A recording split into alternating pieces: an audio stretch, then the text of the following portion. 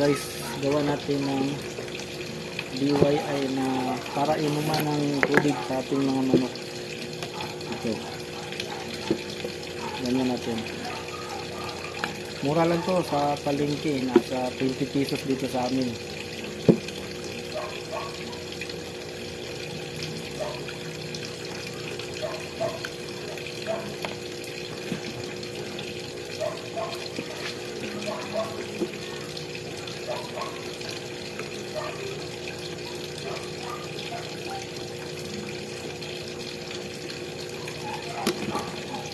Makuha lang natin yung center. Nabutasan na natin.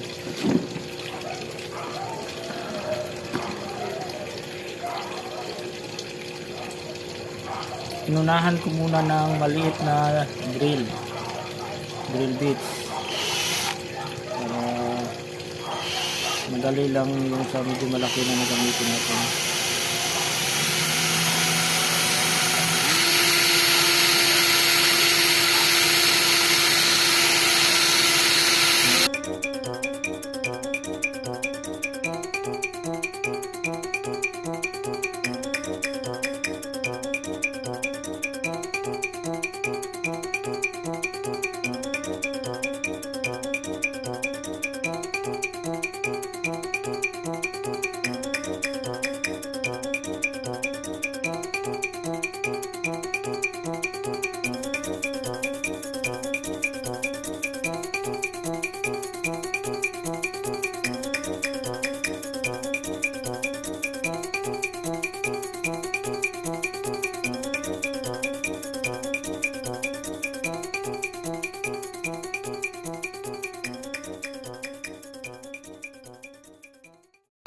Dalawa yung piniprepare natin.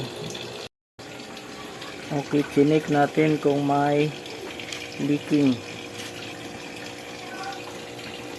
So far wala namang leaking. Yan.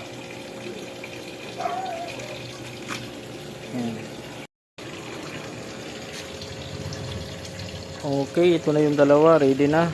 Tingnan nyo yung takip. Binutasan ko dyan dalawa. Yan, butas yan eh.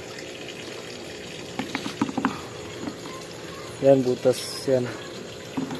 Para yung hangin papasok. Kasi kung mahigpitan mo yung pagsara, ayaw labas yung tubig.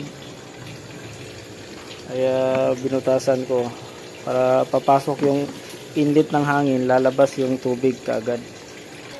Mga alaga natin.